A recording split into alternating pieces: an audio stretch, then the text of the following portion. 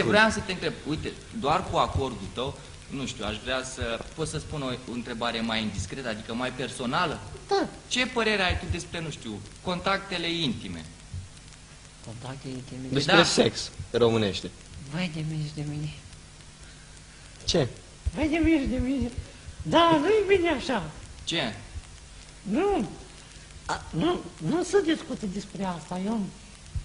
Tu ești o fire mai emotivă, retrasă mai și retrasă. Da, mai retrasă. Eu... Și nu, ai văzut, tu te-am întrebat frumos, Da, și dacă așa, da, schimbăm da, subiectul. da, Schimbăm da, subiectul, da, da? da, E cel mai da, bine așa, ca da, să nu te da. simți tu jignit. Că Da, noi, dar nu mă simt bine. te simți bine. Asta e cel mai bine, fiindcă, uite, aici noi la TVM suntem o mică, mare familie, nu?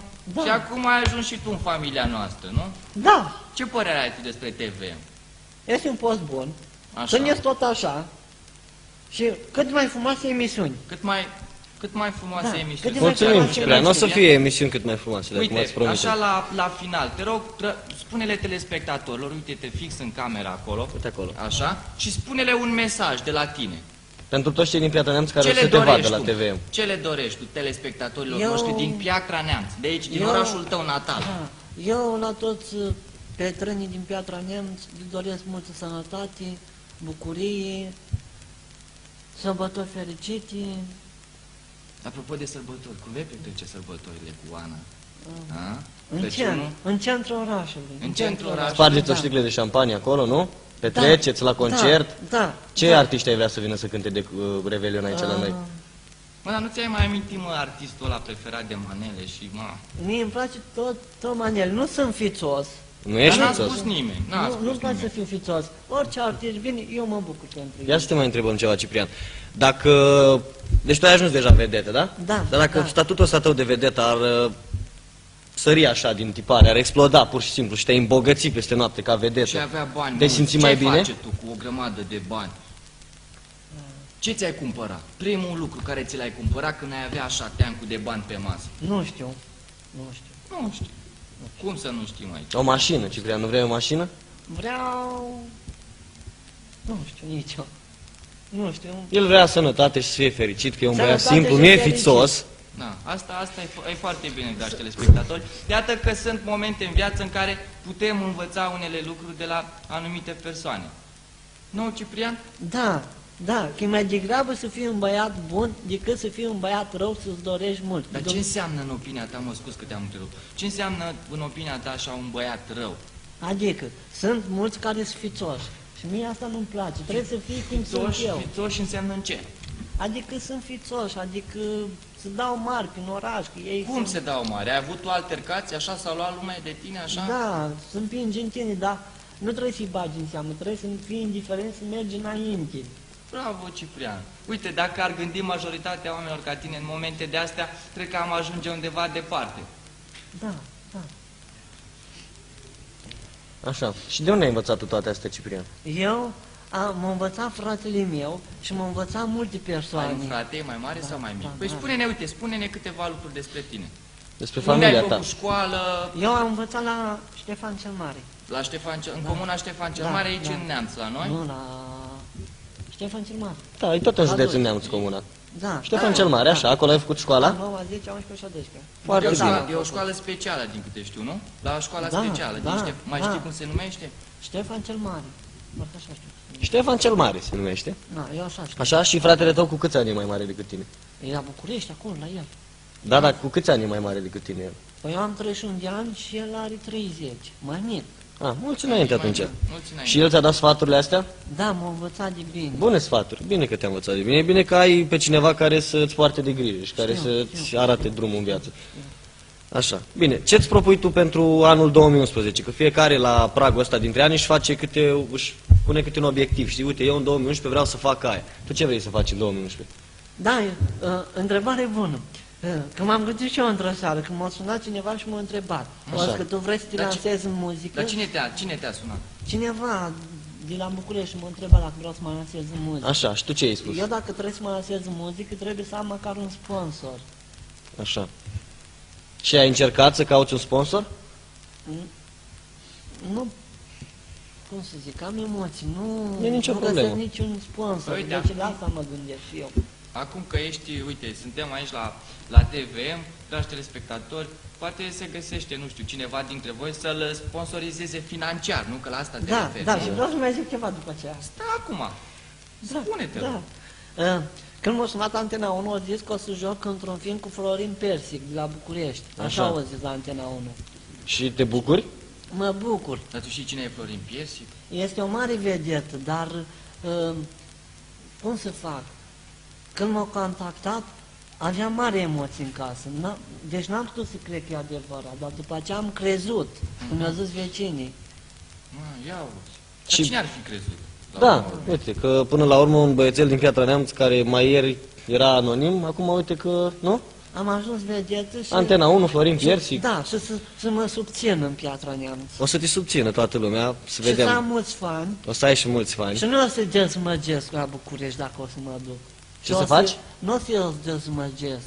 Nu o să ne dezamăgești. Ah, da. O să lupt mult să fie văzut Piatra Neamț bine. Să fie văzut orașul Asta nostru contează. bine. Asta contează. Asta e bine. E bine. Că Tu ești tu ai- mândru de orașul Piatra Neamț, nu? Da, eu sunt mândru de Piatra Neamț pentru că e un oraș foarte bun. Da? Și domnul primar Gheorghe Ștefan a făcut tot. Și de pe calea asta îi mulțumesc că a făcut și concerte și a făcut tot pentru noi. Aplauze pentru el. Aplauze pentru domnul Gheorghe Ștefan. Pentru că așa sunt eu. Așa simt eu în bucuria mea. Așa simt eu. Nu știu. Asta e bine. Ești Ai mers un cu telegondola? băiețel sufletist. Am mers odată cu Telecondora, dar mi-a plăcut. Ți-a Nu plăcut? te-ai speriat? Prima dată m-am speriat. Te-ai speriat un Da, pic, da, da, da. Ai fost la vreun meci aici, la stadion, la noi? Sunt La cu Ceahlău? Ceahlău, da. Nu prea am ocazia să mă duc, De ce? că nu prea am ocazia. Da, ești ocupat? Nu. Păi de-aia te-am întrebat. Sau nu ai ce- de unde să-ți procuri bilet? Da, da, da, da, Aha. da, da. Dar îți dai seama, cu dacă ai ajuns vedetă, probabil or să te primească acolo, să te recunoască domnul de la intrare și o să Da, zică, da, tu ești da, Ciprian, da, tu ai apărut da, pe net, da, tu nu știu da. ce. O să-ți facem noi rost de un bilet la tribuna oficială, să mergi să vezi un meci la Ceahlău, da? da. Că ai zis că ții cu Ceahlău. Sunt cu Ceahlău. Hai, Ceahlău! Hai să rog să nu câștige alegerile. Așa, Să Nu câștige alegerile, meciul. meciul, alegerile să le câștige altcineva. Da, da. Uite, Da. să ajungem și la subiectul ăsta, chiar vreau să te întreb. Ce părere ai despre ce se întâmplă acum în România din punct de vedere politic? Ai văzut că toată lumea se plânge că nu are bani, ăștia de la guverne taie și ultimii bani, rămânem săracii lumii. Tu ai Ce mers ne la facem? vot chiar? Ai mers la Da, vot? am Și pe votat. cine ai votat? Poți să ne spui? Numai dacă vrei. Primarul. Nu, alegerile prezidențiale. Nu, Și președinte. domnul Băsescu, m-am pus acolo, că m-am dus, am Da? întrebat acolo. Și Singur am te-a dezamăgit domnul Băsescu? Nu, nu. Nu te-a dezamăgit? Nu. A, deci tu ești fericit aici în România, nu? Da, sunt Toate fericit. lucrurile merg Chiar bine dacă aici. toată lumea zice că trebuie bani, că trebuie să așa. Ce nu-ți Domnule, trebuie bani? trebuie să muncești, să ai. Cât de puțin trebuie să ai? Trebuie să ai cât de puțin, nu trebuie să ai mare Strictul avere. necesar, nu? Da, trebuie să ai cât de puțin, că dacă ai puțin, Dumnezeu merge înainte cu tine. Dacă ai mult, Am după aceea înțeles. ajungi încrezut după aceea. Da, Lumea trebuie să fie așa, cum să zic. cumpătată, cu bun simț, da, nu? Da, nu că Da. vine sărbătorile trebuie să fie mai bun, trebuie să fie din ianuarie Tot timpul. tot anul. 24 din 24, Da, 365 de da, zile da, pe an, da. da. Ciprian, ia spune-ne, cunoști tu persoane, nu știu, care s-au îmbogățit așa peste noapte și au ajuns încrezuți? Păi trebuie să cunoști din moment, Da, altfel da, nu poți spune, da, nu? Pe da, cine da. știi tu așa? Un prieten de-a meu era sărac și am zis, bogat și când mă vede, nu că mă scuipă, dar mă brușește pe la spate. Dar eu nu prea-i dau atenție, cum mi-a zis și o fată, o prieten de-a mea, nu dau atenție. Tu mergi înainte, trebuie să fii indiferent. Deci situația s-a schimbat odată ce el a căpătat mai mulți bani, da? Da, da. Da, deci uite că Mie banul dacă schimbă mi s-ar omul până face la orice urmă. ofertă, eu aș fi așa, cum zic. Cum să lăsa Dumnezeu. Uite, Așa e dacă, cel mai dacă bine. și Ciprian își dă seama că banul schimbă omul, e ok. Da, Așa, și ești pregătit pentru emisiune? da. Da, păi uite, anunță tu acolo în cameră, spune-le telespectatorilor că mâine la ora 9 vei fi prezent în platoul TVM. Uite acolo Aici. la cameră. Mâine dimineață la ora 9 voi fi prezent la TLM, la 9, la ora... La TVM. Ciprian. TVM. TLM. TVM. TVM. Tele... Nu, TVM. Tele... TVM. TV. Așa, M. Mâine dimineață la ce oră? La ora 9. 9. Deci mâine dimineață la ora 9 l-aveți pe Ciprian aici de față în platoul emisiunii matinal M cu Chila și Drei. La TVM, bineînțeles. La TVM. Nu știu, așa pe final. Ți-ai exprimat dorința pentru prieteni. Eu pot să te rog eu ceva tot la fel personal, fără să te jignesc, nu știu. Uite, poți să faci chestia cu care ai ajuns celebru în cameră, așa? Nu știu. Cu asta te-ai lansat. Acolo la cameră. Uite-te în cameră și spune pentru TVM. Pentru TLM. Așa. Nu știu. Bravo, Ciprian. Bravo, Ciprian. Noi îți mulțumim că ai venit aici alături de noi și te așteptăm mâine dimineață la emisiune, da? Da. Ok. A fost Drei și Suprim pentru voi alături de Ciprian aici, noua vedeta orașului Piatra Neamț și țineți aproape de TVM mâine dimineață de la ora 9. Sigur că da, ne vom întâlni în platoul TVM. Dacă, nu știu, Ciprian se va gândi mai bine, poate o va aduce și pe Oana sau, dacă nu, cel puțin vom vorbi și despre Oana, prietena lui, fiindcă ultima oară își căuta prietena acum și a găsit odată cu calitățile sale dobândite pe parcursul Ascensiunii. Ascensiunii, uite, mai bine, ascensiunii sale.